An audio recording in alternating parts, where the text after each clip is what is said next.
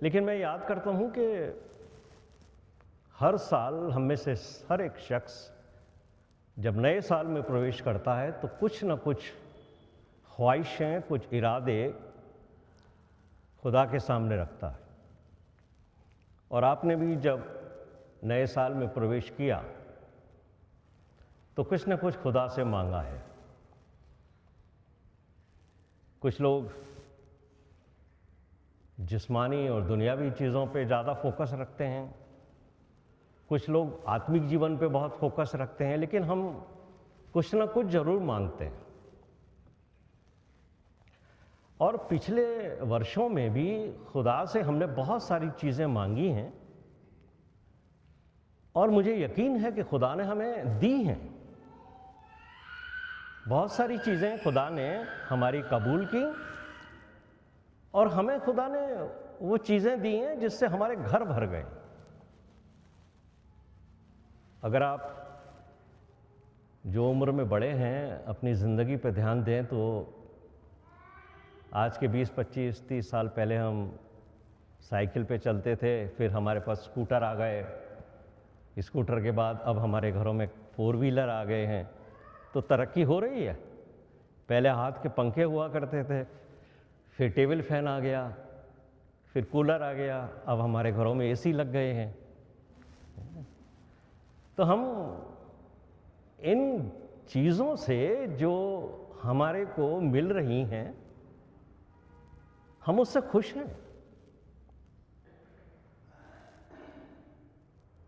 लेकिन कभी आपने सोचा कि इस दुनिया में बहुत सारे ऐसे लोग हैं जिनमें विश्वासी भी शामिल हैं जिनको ये चीज़ें अभी तक प्राप्त नहीं हुई, वो महरूम हैं इन चीज़ों से। इस वजह से वो सोचते हैं कि हमारी ज़िंदगी में तसल्ली नहीं है, इत्मीनान नहीं है, खुशियां नहीं है। लेकिन हम में से बहुत सारे लोगों को ये सब चीज़ें मिल गई हैं। मसलन जो मैंने आपको बताया दुनियावी चीज़ें, उसके बावजूद भी हम में से बहुत सारे लोग हैं जिनको अभी भी इत्मीनान नहीं है, खुशी नहीं है। और उसकी वजह है कि हमारा जो नेचर है वो यह है कि हमें और चाहिए। खुदा ने हमें बहुत चीज़ें दी हैं, उसके बावजूद भी ये हमारा नेचर है, ह्यूमन नेचर जिसको कहते हैं, हमें और चाहिए, कुछ नया चाहिए। जब आप नई कार खरीदते हो तो बेहद खुश होते हो, घर आते हो और आजकल तो वो जो शोरूम वाले होते हैं वो एक लंबी सी चाबी पकड़ा देते हैं, आपको दिखते हैं, उसके साथ फ़ोटो भी खींचती है, आप उसको सोशल मीडिया पे भी शेयर करते हो ताकि लोग देखें कि खुदा ने आपको बरकत दी है और आप बड़े खुश होते हो। और 2-4 महीने के बाद जब आप मार्केट में उससे घूम रहे हो तो आपकी नज़र एकदम पड़ती है एक नई कार के ऊपर। बोले मैंने भी मारुति खरीदी थी, अब ये कौन सा मॉडल, ये तो नया मॉडल आ गया। और जब आप नया मॉडल देखते हो तो आपको थोड़ा सा दुख होने लगता है, मेरा मॉडल तो पुराना। तो जो 4 महीने पहले आपको खुशी मिली थी वो खुशी कुछ ही दिनों में खत्म हो जाती है। हमारी बहनें कोई ज्वेलरी खरीद लेती हैं, जब ज्वेलरी खरीदती हैं तो महिलाएं एक दूसरे को जरूर देखती हैं, सबसे ज़्यादा ध्यान होता है इसने कौन सी ज्वेलरी पहनी है। हाँ, और कोशिश रहती कि दूसरी बहनें देख भी लें तो उसकी चर्चा भी होती है। लेकिन थोड़े दिनों में आपके पास बैठी हुई आपकी एक बहन ने नई ज्वेलरी नई डिज़ाइन की पहन ली तो आपको लगता है मेरा डिज़ाइन पूरा हो गया। वो खुशी जो 4 महीने पहले उस ज्वेलरी पे लाखों रुपए खर्च करके मिली थी वो थोड़े समय में ख़त्म हो जाती है। हम संतुष्ट नहीं होते और उसकी वजह हमें ढूंढनी पड़ेगी। और उसकी वजह यह है कि जिन चीज़ों में हम इत्मीनान और संतुष्टि ढूंढ रहे हैं वो अपने आप में खुशियां नहीं रखती, उनके अंदर बेसिकली कोई खुशी नहीं है। और उसका कारण है कि वो अपने आप में मुर्दा हैं। वो चीज़ें जिनसे आपका घर भरा हुआ है, वो कपड़े जिससे आपकी अलमारियां भरी हुई हैं, वो मकान जो आपने कुछ दिन पहले खरीदा था, जिसको देख के आप खुश थे, आपने लोगों को बुलाया और दावत की, लेकिन पड़ोस में नया मकान बना, उसमें कुछ नई फैसिलिटीज़ थी और उन्हें देखकर आपको लगा कि मेरा मकान तो पुराना है, वो खुशी खत्म। क्योंकि ये वो चीज़ें हैं जो अपने आप के अंदर कोई खुशी नहीं रखती हैं, क्योंकि ये अपनी जात में मुर्दा हैं। इसलिए मेरे प्रिय भाइयों और बहनों, आज मेरे और आपके सामने खुदावंद का कलाम क्या कहता है, खुशी असली हमें कहाँ मिल सकती है, ये यशाया के 55वें बाब में है। और आज यशाया के 55वें बाब पर हम अपना ध्यान केंद्रित करेंगे कि खुदा जो है वो मुझे और आपको इनविटेशन देता है कि तुम्हें बरकतें मिलेंगी कहाँ से। और परमेश्वर का वचन मुझे और आपको यशाया नबी की मार्फत 55वें अध्याय के दूसरे पद में कहता है, खुदा का ये संदेश है, जो भोजन वस्तु नहीं है, जो रोटी नहीं है, उसके लिए तुम क्यों अपना रुपया लगाते हो, और जिस चीज से पेट नहीं भरता उसके लिए क्यों परिश्रम करते हो। यहां खुदा इस बात का जिक्र कर रहा है यशाया के द्वारा कि हम आसूदा नहीं होते क्योंकि हमारी जीवन में, हमारी जिंदगी में संतुष्टि नहीं। और इसी सवाल का जवाब कि क्यों हमारे जीवन में संतुष्टि नहीं है, बावजूद सांसारिक धन संपत्ति, ज्वेलरी, सब कुछ हमारे घरों में है, उसके बावजूद हम में से बहुत से लोग खुश नहीं हैं, क्योंकि ये मिट जाने वाली चीज़ है। जो बात मैंने आपको बताई कि ये जो चीज़ें जिनमें आप खुशी तलाशते हो, ये अपने अंदर कोई खुशी नहीं रखती। सोना भी खुशी नहीं रखता, क्योंकि ये मिटने वाला है। अगर आपने 10 ग्राम का कोई ज्वेलरी लिया है और कुछ साल आप उसे यूज़ कर लो और फिर आप किसी सुनार के पास जाओ, तो वो बताएगा कि ये घिस के अब सिर्फ 7 ग्राम रह गया, 8 ग्राम रह गया। सोना भी धीरे धीरे घिस के ख़त्म हो जाता है। और यही हमारी ज़िंदगी का वो अंजाम है कि हमारा शरीर जो किसी समय खुशबूस था, खुश था और खूबसूरत से हम दिखते थे, धीरे धीरे हम बुजुर्गी के आलम में चलते हैं, आंखें कमज़ोर होती हैं, बाल सफ़ेद होते हैं और हमारा जिस्म धीरे धीरे ख़त्म हो जाता, और हम भी एक दिन उस मिट्टी में चले जाते हैं जिससे हम बनाए गए हैं। वो खुशियाँ कहाँ रहीं उन चीज़ों की जो हमने अपनी मेहनत से, अपने पैसे से खरीदी थी।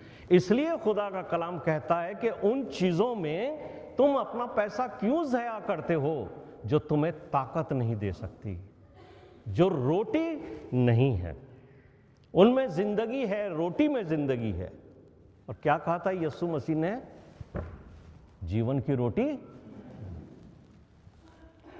खुदावंद यीशु मसीह के मुंह से निकले हुए एक एक शब्द सांसारिक नहीं है, वो रूहानी हैं, आसमानी हैं। लेकिन हम क्योंकि इंसान हैं, हमारी वोकैबुलरी, हमारा सोच, हमारा भाषा का ज्ञान हमें संसार की तरफ खींचता है। इसलिए हम यीशु मसीह की भी बातों में संसार की बातों को ढूंढते हैं।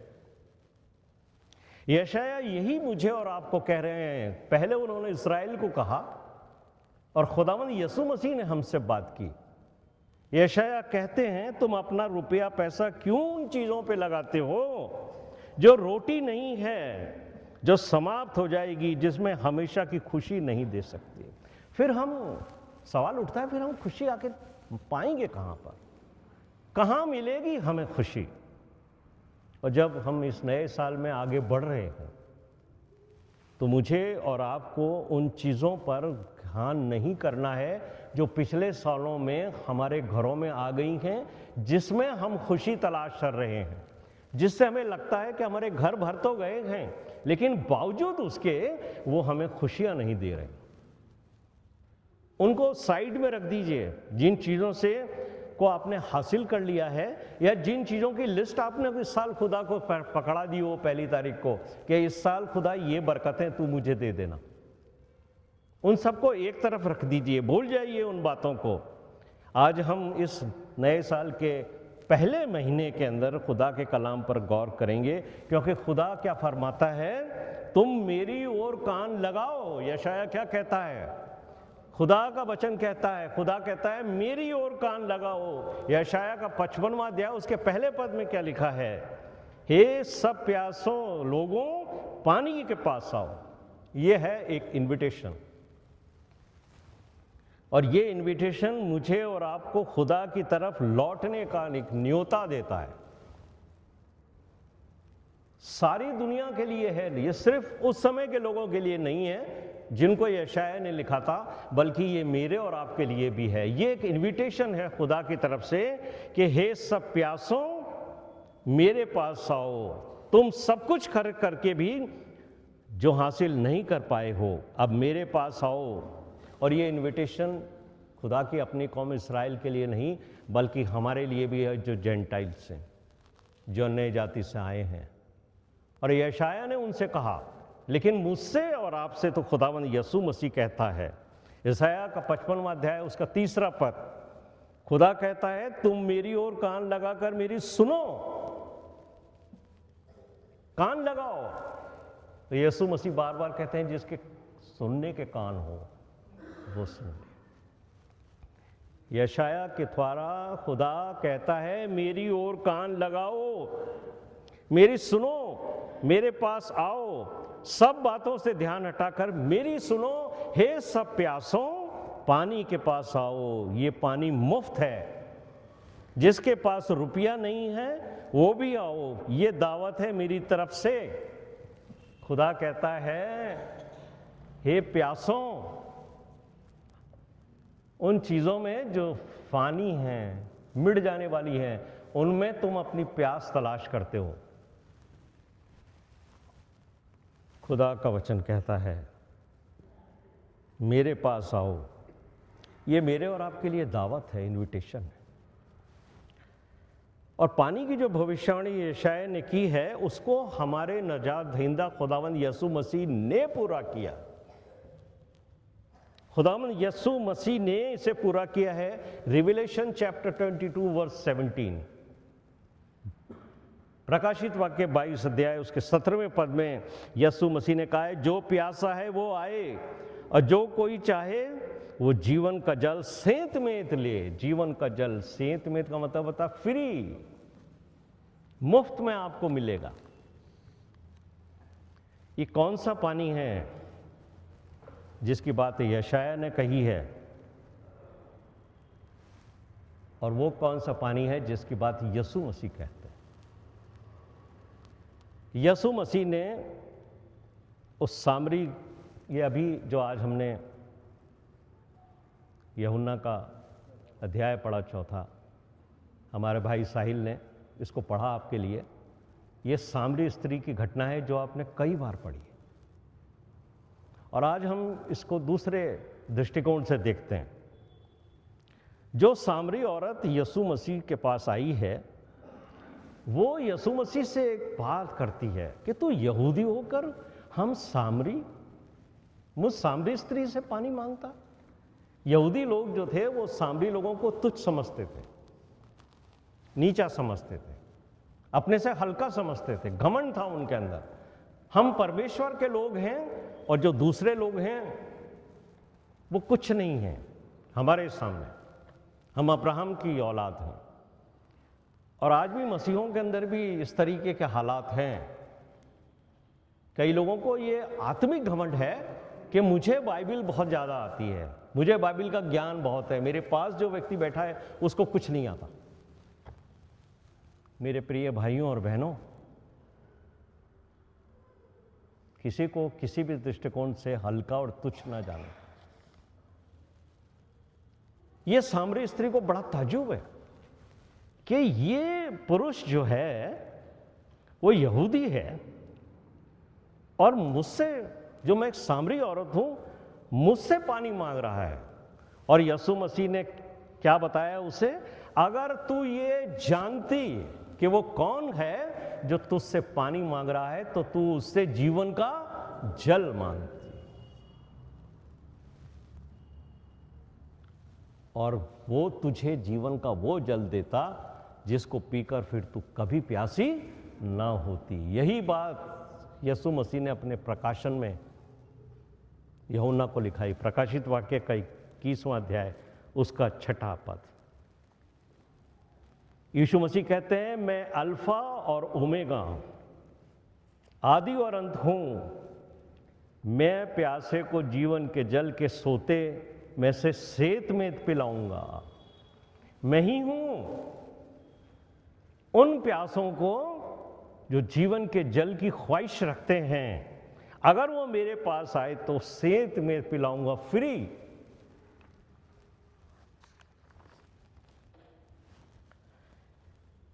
यशाया ने क्या बात कही है? जब मैं इसकी स्टडी कर रहा था तो पहले पद में यशाया ने क्या बात कही है? 55वां अध्याय के पहले पद में, सब प्यासे लोगों पानी के पास आओ, और जिनके पास रुपया न हो तुम भी आकर मोल लो और खाओ। बड़ा अजीब सा लगता है ना? आपके पास पैसे नहीं हैं तो आपको फ्री मिलेगा, ये कहना चाहिए था, लेकिन नहीं। यशाया तो कह रहा है कि मोल लो। पैसा नहीं है फिर आप कैसे मोल ले सकते हो? यशाया ने कहा है, जिसके पास रुपया न हो तुम भी आकर मोल लो और खाओ। अक्सर जो चीज फ्री में मिलती है ना, उसकी कदर नहीं होती।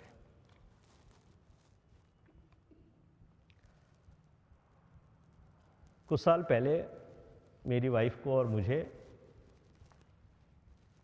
अमेरिका जाने का मौका मिला। वहाँ इनके भाई जो हैं वो पास्टर हैं मेथोडिस्ट चर्च में।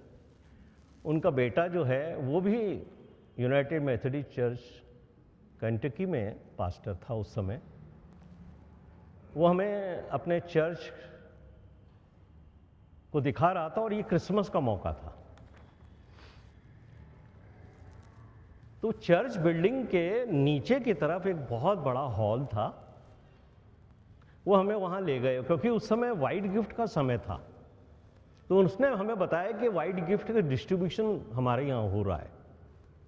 तो जब हम उस हॉल में नीचे गए तो वहाँ बिल्कुल ऐसा माहौल था जैसे किसी मॉल का माहौल होता है, जिसमें मॉल के अंदर नई नई चीज़ें लगी रहती हैं, बहुत सारा महंगा सामान होता है, सस्ता सामान, सब तरह के, और उनके ऊपर टैग लगे होते हैं कौन सी चीज़ कितने रुपए की है। तो वहाँ पर हमने देखा कि नई नई चीज़ें हैं और कुछ लोग हैं, कुछ बुजुर्ग से लोग भी हैं, जवान भी हैं, बच्चे भी हैं। और उन्होंने हमें बताया कि हमारा वाइट गिफ्ट का सेलिब्रेशन का तरीका ये है कि कलीसिया के लोग जो हैं वो अपनी तरफ से वाइट गिफ्ट के लिए सामान लेके आते हैं, और हम जिनको ज़रूरत है उनको बुलाकर बांटते नहीं हैं, जैसा हम हिंदुस्तान में करते हैं कि टेबल पे लगाकर उन लोगों को कहा जाता है कि ज़रूरतमंदों को बांटा जाएगा। बोले नहीं, ऐसा नहीं होता हमारे यहाँ। हमारे यहाँ जिसको देना है वो जो प्राइस का टैग लगा होता है उसको भी नहीं हटाएगा। आप चर्च में दे दीजिए, फिर हॉल के अंदर उसको इस तरीके से लगा दिया जाता है जैसे आप किसी मॉल में हैं, और आसपास के लोग जो उन चीज़ों को खरीद नहीं सकते हैं, जो फाइनेंशियली कमज़ोर हैं, इनके पास इतना पैसा नहीं होता कि वो मॉल में जाके खरीदें, वो लोग वाइट गिफ्ट के समय यहाँ आते हैं और फिर वो उन चीज़ों को जो उनकी आवश्यकता होती है, मान लीजिए किसी को स्वेटर की ज़रूरत है, वो बाज़ार जाके स्वेटर खरीदता, तो वो वहाँ देखता है कोई बच्चा कि मुझे टॉय लेना है क्रिसमस के ऊपर एज अ गिफ्ट, तो वो उस टॉय को ले लेगा। किसी को जैकेट चाहिए तो वो जैकेट ले लेगा। लेकिन जैसे आप मॉल से बाहर जाते हैं तो काउंटर पे आपको पेमेंट करना होता है, वहाँ पर उनके स्टाफ में चर्च की तरफ से कैशियर भी बैठा है। तो आपके पास पैसे नहीं है, आप उस थॉट को समझिए, वो आपके पास पैसे नहीं है, लेकिन आपको ये फीलिंग हो रही है कि मैंने ये टॉय को खरीदा है। एक गरीब बच्चा वहाँ जाएगा, उसके पास पैसे नहीं है, उसके पेरेंट्स के पास पैसे नहीं है, लेकिन वो उस मॉल में से उस टॉय को खरीदेगा, लाइन में लगेगा और कैश काउंटर पे जाएगा।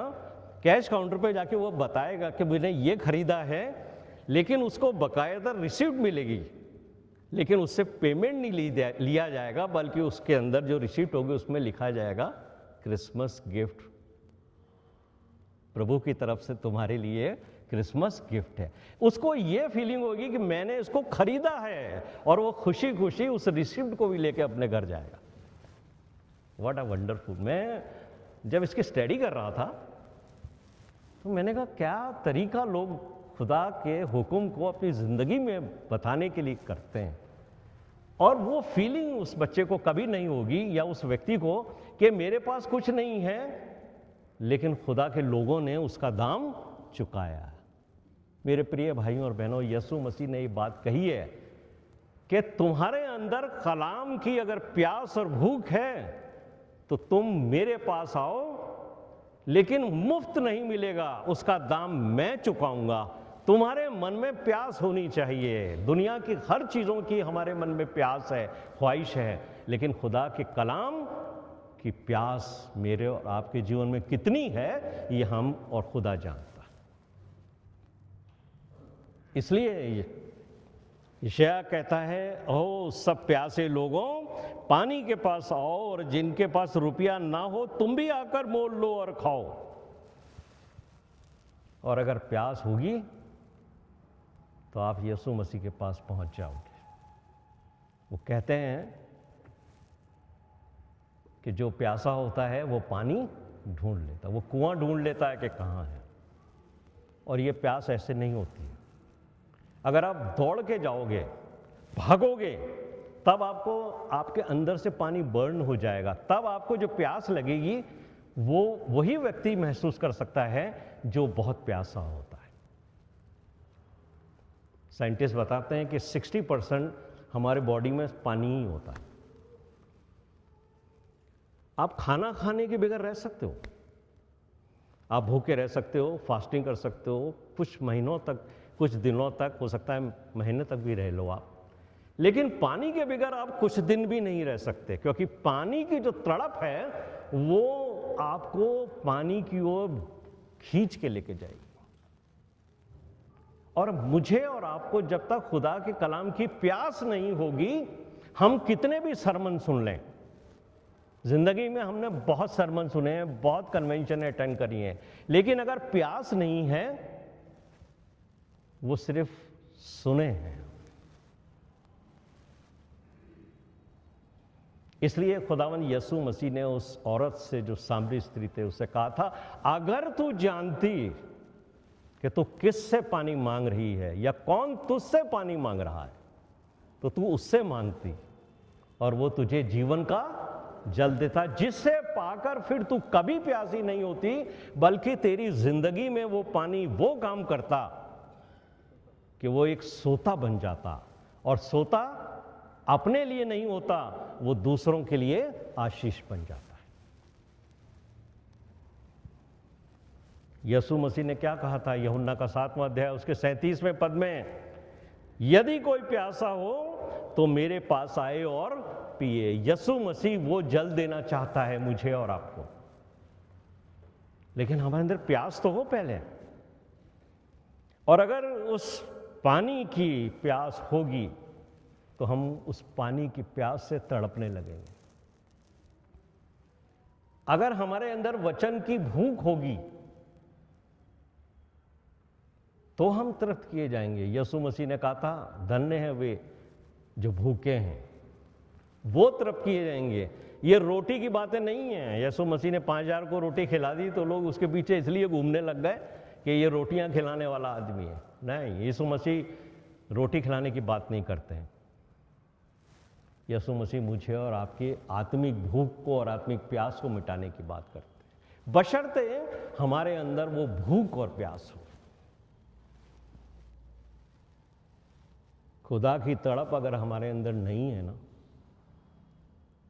तो हम खुदा के पास कभी नहीं आएंगे। हम बैठेंगे, ताली बजाएंगे, गाना गाएंगे, हालेलुया करेंगे, प्रार्थना भी कर लेंगे, वचन भी बांट देंगे, लेकिन अगर वो तड़प नहीं है जो भजन 42 के अंदर लिखी है, जैसे हिरणी पानी के लिए, सोतों के लिए तड़पती है, ये कोरहा वंशियों का मिस्कीन है, उनका ये भजन है। जब वो खुदा से दूर हो गए, जब वो खुदा के भवन में खिदमत नहीं कर पा रहे थे, तब उनके अंदर वो तड़प हुई। वो सोचते हैं, वो कहते हैं दुआ में, देखिए क्या लिखा है वहाँ पर 42 में जो अध्याय है भजन संहिता है, उसके अंदर दूसरे पद के अंदर ही जो बात लिखी है 42वें पद में, कि मैं जीवते ईश्वर, हाँ परमेश्वर का मैं प्यासा हूं, मैं कब जाकर अपने परमेश्वर को अपना मुंह दिखाऊंगा, मैं कब जाकर अपने परमेश्वर को अपना मुंह दिखाऊंगा। ये है तड़प। और पौलुस के अंदर भी ये तड़प थी। वो कहता है मैं कब जाऊंगा अपने खुदा से मिलने। वो कहता है जी तो चाहता है कि कूच करके तुझसे जा मिलूं। और अगर मेरे और आपके मन में ये ख्वाहिश ही नहीं है कि हम जल्द से जल्द अपने खुदावन से मिल लें जाकर, इसका मतलब है हम प्यासे नहीं। और जितनी प्यास होगी उतना ही आप समय परमेश्वर के वचन को पढ़ने और समझने में दोगे। मैं अक्सर एक बात कहता हूं कि बाइबल का अध्ययन करो। बहुत सारे लोगों के जीवन में परमेश्वर के संदेश सुनने से, जो प्रचारकों के द्वारा दिए जाते हैं, पासवानों के द्वारा दिए जाते हैं, आत्मिक उन्नति होती है। ऐसा नहीं है कि संदेशों से आत्मिक उन्नति नहीं होती, लेकिन जब आप बाइबल का अध्ययन करते हो, बाइबल की स्टडी करते हो, तो आपका एक पर्सनल जुड़ाव प्रत्येक दिन परमेश्वर से होता है, और उसके लिए आपके मन में प्यास होनी चाहिए।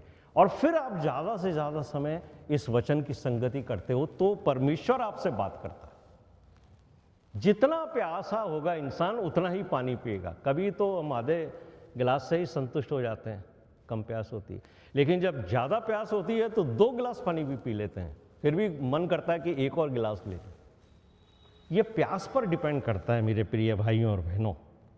और यीशु मसीह हमें जीवन का जल देना चाहता है। यूहन्ना का 10वां अध्याय उसके 10वें पद के अंदर यीशु मसीह कहता है, मैं इसलिए आया कि वे जीवन पाएं और बहुतायत का जीवन पाएं। और जीवन का जल किसके पास है? यीशु मसीह के पास। वो आपकी उस प्यास को बुझाना चाहता है, वो जल पिलाना चाहता है जो उसने सामरी स्त्री को दिया था। और सामरी स्त्री ने उस जल को पी लिया, उसके बाद उसका जीवन बदल गया और वो फिर दूसरों के लिए 22 से बरकत हो गई।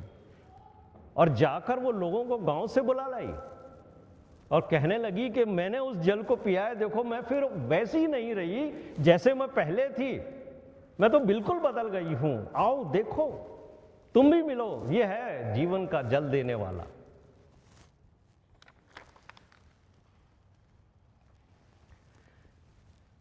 लेकिन कई बार हम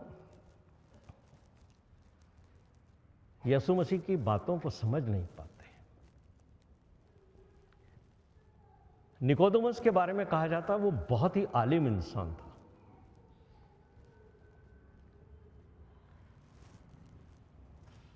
जो यहूदियों की सबसे बड़ी जमात थी उसका वो सदस्य था, वो गुरु था, व्यवस्था का गुरु था। यूहन्ना का 3रा अध्याय खोलिए। लेकिन जब यीशु मसीह के साथ उसका इंटरेक्शन हुआ है तो वो इंसानों की जैसी बात करता है। इसलिए यीशु मसीह ने उसको एक बार तो ये आखिर में ये कह दिया कि तू इस्राएल का गुरु होके भी ये बातें नहीं समझता है। तो वो बातें थी क्या? हम में से बहुत सारे लोग उन बातों को नहीं समझते हैं, लेकिन जो आत्मिक जीवन में बढ़ गए हैं, आपने देखा होगा बहुत सारे हमारे बुजुर्ग हैं जो इस बात पर फोकस करते हैं कि तुम्हें नया जन्म लेना पड़ेगा। तुम्हें पवित्र आत्मा मिलनी चाहिए। पिछले दिनों भी मैं एक बुजुर्ग जो हमारे बीच से अब चली गई हैं, मिसेस रॉड्रिक सिंह, उनके घर पर इस बात का जिक्र कर रहा था कि उनके मन में एक ही ख्वाहिश थी कि लोग नया जन्म पाएं, पवित्र आत्मा के बारे में बात करो। और यूहन्ना के 3 अध्याय में देखिए यीशु मसीह की और निकोदेमुस की जो बातचीत हो रही है, 3 पद में यीशु मसीह कहते हैं, मैं तुझसे सच सच कहता हूं कि यदि कोई नए सिरे से ना जन्मे तो परमेश्वर का राज्य देख नहीं सकता। और निकोदेमुस क्या कहता है, उसका सांसारिक सोच है, वो वही सोच रहा है कि जन्म कैसे होता है, माँ ही तो हमें जन्म देती है। उसका सोच देखिए, वो यीशु मसीह से कह रहा है कि जब मनुष्य बूढ़ा हो गया तो कैसे जन्म ले सकता है, क्या माँ के गर्भ में दूसरी बार प्रवेश करके जन्म ले। यीशु मसीह ने उससे क्या कहा, मैं तुझसे सच सच कहता हूं, जब तक कोई मनुष्य जल और आत्मा से न जन्मे तो वह परमेश्वर के राज्य में प्रवेश नहीं कर सकता। ना वो समझा, ना हम में से बहुत सारे लोग इस बात को समझते हैं कि यीशु मसीह क्यों इस बात के ऊपर फोकस कर रहे हैं कि तुझे जल और आत्मा से जन्मना है। जब भी जल की बात आती है, हमारा पूरा ध्यान जो है वो बैप्टिज्म पे चला जाता है। ये यीशु मसीह बपतिस्मे की बात कर रहे हैं। यीशु मसीह बपतिस्मे की बात नहीं कर रहे हैं, ये सांसारिक चिन्ह है और ये रिचुअल्स हैं, इससे आपके जीवन में कोई बदलाव नहीं होता। आप ये मत समझना कि आप ये वाला बपतिस्मा ले लोगे तो दूसरे दिन आप बहुत कुछ आपके लाइफ में फ़र्क आ जाएगा। ये इंसान है जो ये सोचता है कि ये बपतिस्मा बढ़िया है, ये बपतिस्मा उससे अच्छा है, ये बपतिस्मा सबसे बेस्ट है। इसी चक्कर में लोग कई बार बपतिस्मा लेते रहते हैं। और जो लोग इस्राएल घूमने जाते हैं वहाँ वो गाइड कहता है कि साहब ये यर्दन नदी है, यहाँ तो यीशु मसीह ने बपतिस्मा दिया था, आप भी ले लीजिए। लोग वहाँ भी डुबकी लगा लेते हैं, वो सोचते हैं कि शायद आप कुछ नया हो जाए।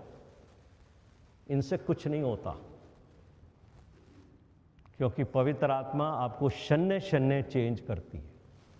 और यीशु मसीह का कहने का तात्पर्य भी ये नहीं है, जो जल लिखा है वो बपतिस्मे की तरफ इशारा नहीं करता, क्योंकि आगे यीशु मसीह क्या कहते हैं इसको समझिए आप। 5वें पद में जो बात यीशु मसीह ने कही है उसका 6ठे पद के अंदर आंसर दिया है। यीशु मसीह ने कहा है, जब तक कोई मनुष्य जल और आत्मा से ना जन्मे तो वह परमेश्वर के राज्य में प्रवेश नहीं कर सकता। यीशु मसीह कहते हैं क्योंकि जो शरीर से जन्मा है शरीर, और जो आत्मा से जन्मा है वो आत्मा है। जब आप शरीर से जन्मते हो तो आप शरीर होते हो, जब आप आत्मा से जन्मते हो तो आप आत्मिक नहीं होते हो। ध्यान रखिए, बाइबल में लिखा है you will become a spirit. जो आत्मा से जन्मता है फिर वो आत्मा बन जाता है, आत्मिक नहीं बनते हो कि एक पांव संसार में और एक उधर। इसको इसलिए समझ लीजिए यूहन्ना 3:6 के अंदर कि जो शरीर से जन्मा है वो शरीर, जो आत्मा से जन्मा है वो आत्मा, और जो जल से जन्मा है वो जल बन जाएगा। ये कहना चाहते हैं यीशु मसीह। यीशु मसीह कहना चाहते हैं when you born again you will become a source of living water. Yeshu Masih जीवन का जल है, और अगर आप जल से जन्म लोगे आप दूसरों के लिए आशीष का कारण बन जाओगे। और वो सोता, वो जल का सोता जो यीशु मसीह आपको देगा वो आप में से ऐसा फूटेगा कि उससे लोगों के जीवन की आत्मिक प्यास बुझेगी। खुदावंद यीशु मसीह आपको वो सोता बनाना चाहता है। वो जल जो यीशु मसीह के पास है, वो आत्मा जो यीशु मसीह के पास है, वो मुझे और आपको देना चाहता है। इसलिए यूहन्ना बपतिस्मा देने वाले ने कहा था कि मैं तो तुम्हें पानी से बपतिस्मा देता हूं, लेकिन जो मेरे बाद आने वाला है वो तुम्हें पवित्र आत्मा, आग और पवित्र आत्मा। आग आपको पहले प्यूरिफाई करती है। आग आपके ऊपर जब उतरती है आसमान से, आपकी जिंदगी के छिपे हुए गुनाहों को भी वो जला देती है। जैसे सुनार के पास आप कभी सोना का कोई चीज़ लेके जाओ तो वो उसको कुछ उसके पास होता है, वो नीले रंग की एक उसमें से वो निकलती है आग, उससे वो उसको तपाता है, उसके अंदर जो भी इम्प्योरिटी होती है वो उसको जला देती है, फिर वो सोना प्योर निकलता है।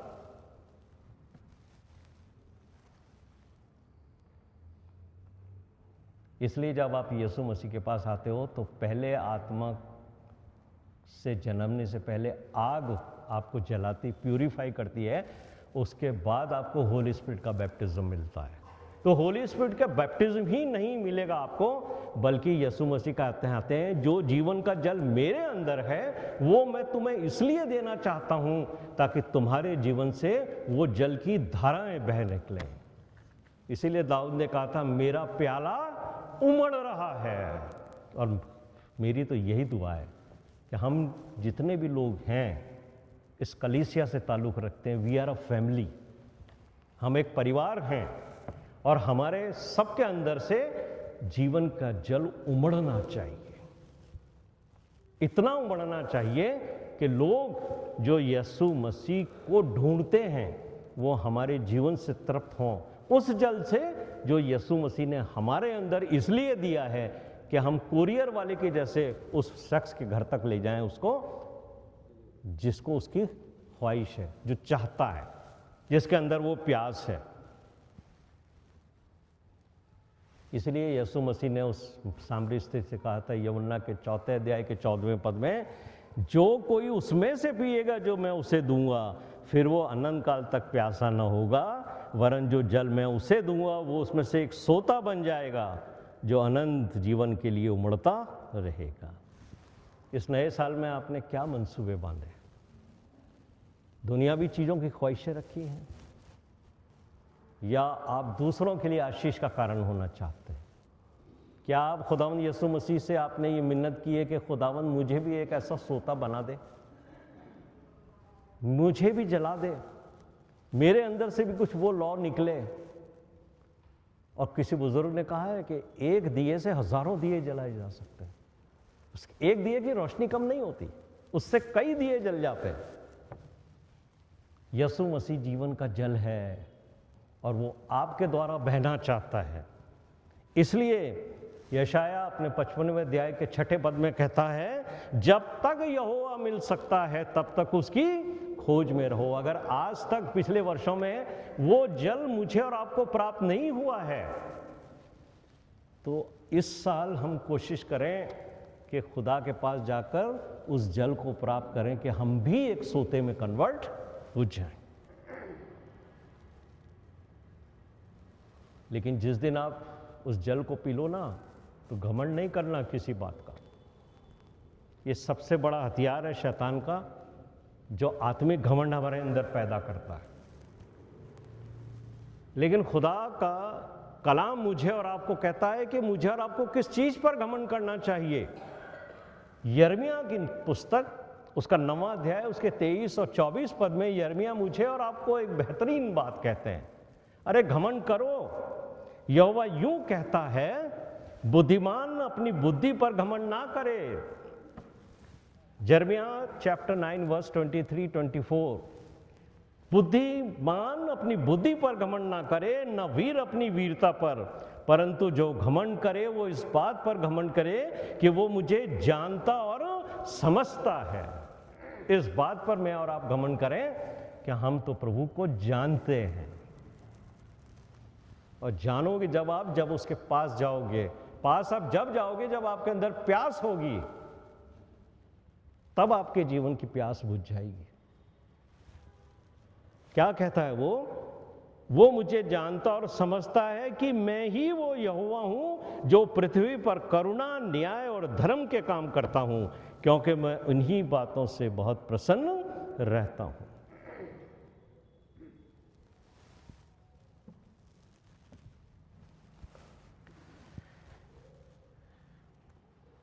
पहला यूहन्ना पढ़ा गया, उसका 2रा अध्याय ब्रदर अभिषेक ने पढ़ा हमारे लिए।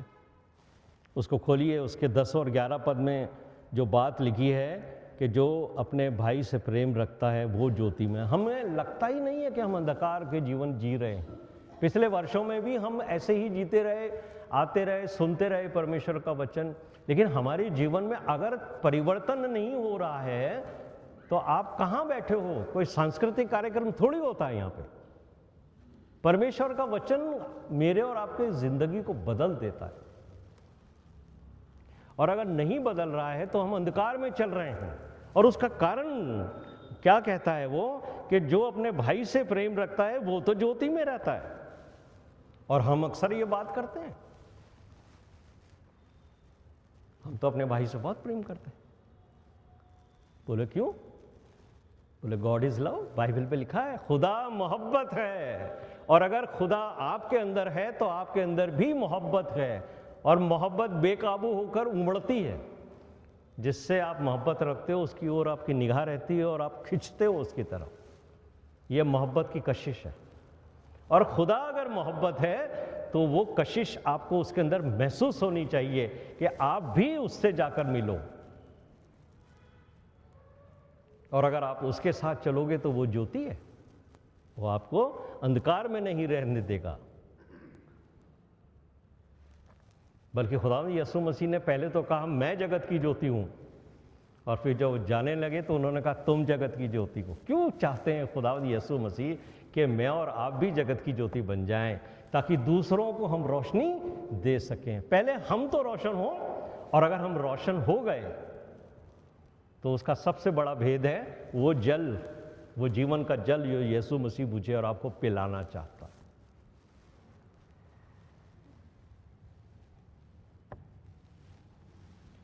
आज सुबह मैं करीब 5 बजे उठा और मैंने अपना मोबाइल ऑन किया। खुदा हमें सिखाता है, और जब मैंने उस मोबाइल को ऑन किया तो सबसे पहले मेरी निगाह एक प्रेयर के ऊपर पड़ी। आजकल प्रार्थना करने वाले लोग बहुत कम हैं जिनके पास बोझ हो कलीसिया का, और वो प्रार्थना मेरी बहन साधना डेविड ने भेजी थी।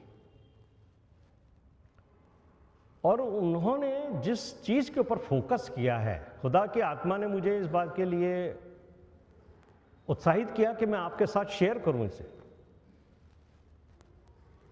उन्होंने इस प्रार्थना में इस बात का जिक्र किया, क्योंकि हम परिवार हैं, इस बात पर ध्यान रखिए, हम अलग अलग नहीं हैं, वी आर अ फैमिली। और मत्ती के 24वें अध्याय के 12वें पद में को कोट करके उन्होंने लिखा कि प्रभु यीशु आपने कहा है अधर्म के बढ़ने से बहुतों का प्रेम ठंडा पड़ जाएगा। और ये सच है मेरे प्यारे भाइयों और बहनों, ये अंतिम दिन चल रहे हैं, और कैसे हम जाने कि ये अंतिम दिन है कि मोहब्बत कमजोर हो गई है, प्रेम ठंडा हो गया है। लेकिन उन्होंने जो दरख्वास्त की परमेश्वर के सामने, उन्होंने लिखा कि हे प्रभु हमारे जीवन में और हमारे परिवार में यानी कलीसिया में ऐसा ना हो। हम मिन्नत करते हैं खुदावन तुझसे कि हमारे परिवार में यानी हमारी कलीसिया में आपस में एक दूसरे के प्रति प्रेम ठंडा नहीं हो। ये मेरी दुआ है, और यही दुआ मेरी और आपकी सबकी होनी चाहिए। और हमारी बहन ये कहती है, हे प्रभु यीशु हम आपकी तरह क्षमा करने, तरस खाने, मदद करने और उस प्रेम को बांटने के लिए जो आपके द्वारा हम तक पहुंचता है, हम खुद को और अपने परिवार को, जो हमारी कलीसिया है, उसको तैयार करें। हम बताते हैं आपको जो यूहन्ना ने अपनी पत्री में कहा कि अगर तुम अपने भाई से मोहब्बत नहीं रखते हो तो तुम अंधकार में हो। वही बात वो मेरी बहन कह रही है कि खुदावन हमारे अंदर वो प्रेम पैदा कर दो कि हम एक दूसरे के लिए उमड़े, एक दूसरे के लिए ध्यान रखें, फोकस करें एक दूसरे के ऊपर, उसकी क्या जरूरत है उसके लिए दुआएं करें, ना कि एक दूसरे को नीचा दिखाएं या एक दूसरे से झगड़ा करें या एक दूसरे को कमजोर समझें। और दूसरी प्रार्थना जो उन्होंने लिखी है, 3 प्रार्थनाएं थी, दूसरी प्रार्थना, थर्ड प्रेयर जो उन्होंने लिखी, उन्होंने कहा, हे प्रभु, आपने कहा है कि तुम जगत की ज्योति हो, तो हम प्रार्थना करते हैं कि यीशु की ज्योति मुझ में दिखाई दे। है ये है दुआ, ये मेरी और आपकी दुआ होनी चाहिए मेरे प्रिय भाई और बहनों, कि हमारे अंदर से वो ज्योति निकले जो प्रभु यीशु मसीह आप में थी। खुदा ने तो आदम को अपनी ही सूरत और अपनी स्वभाव में बनाया था, वो स्वभाव हमने इसलिए खो दिया क्योंकि हमारे अंदर प्रेम नहीं है। और अंतिम समय में भले ही दुनिया के अंदर प्रेम खत्म हो जाए, लेकिन ये दुआ मेरी और आपकी होनी चाहिए जो बहन की है, कि हमारे अंदर, हमारे घर में, हमारे परिवार में, हमारी कलीसिया में प्रेम कमजोर ना हो। शैतान यही चाहता है।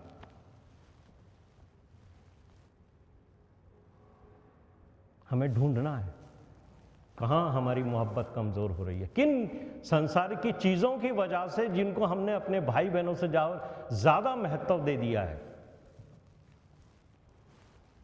ये सोचने का विषय है इस नए वर्ष के अंदर, और ये मांगने का विषय है कि हे प्रभु, तेरी ज्योति मुझ में आए, वो जल मुझे पिला दे प्रभु जो मेरे अंदर से एक सोता उमड़ पड़े। इसलिए मेरे प्रिय भाइयों और बहनों, यदि 2026 में आप ज्योति में चलोगे तो फिर अंधकार में नहीं रहोगे। निर्णय मेरे और आपके पास है, निर्णय आपको लेना है। आप अंधकार में चलना चाहते हो, आपकी इच्छा है। यीशु मसीह जबरदस्ती नहीं करता, इसलिए वो कहता है जिसके सुनने के कान हो वो सुने। जो बंद रखना चाहता है कान, बंद रखे। लेकिन याद रखें कि न्याय के दिन कोई ये ना कहे कि मुझे ये संदेश नहीं दिया गया था। परमेश्वर हमें सिखाता है। परमेश्वर ने एक बहन साधना को दिया, बहन साधना के द्वारा मुझ तक पहुंचा और मेरे द्वारा आप तक पहुंचा। और ये वही बात है जो यूहन्ना कहता है अपनी पत्री में। इसलिए कलाम कहता है, जिस भाई को तुमने देखा है उससे तुम मोहब्बत नहीं रखते, तो उस खुदा से जिसको तुमने देखा नहीं क्या मोहब्बत रखोगे। मोहब्बत साबित करती है।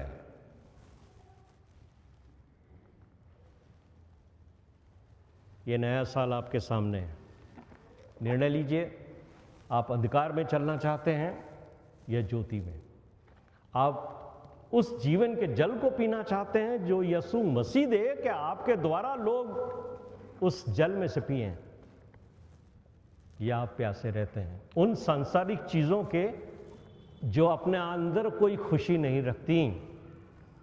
भर लिया है हमने अपने घरों को उन सांसारिक आशीषों से, लेकिन हम उनमें खुशी तलाशते हैं जो अपनी जात में मुर्दा हैं, वो अपने अंदर जिंदगी नहीं रखती हैं। इसलिए यशायाह कहता है कि तुम अपना पैसा उन चीज़ों पे खर्च क्यों करते हो जो रोटी नहीं है। वो रोटी लो जो यीशु मसीह है, जिसने कहा है जीवन की रोटी मैं हूं। प्रभु आप सबको आशीष दे। आमीन।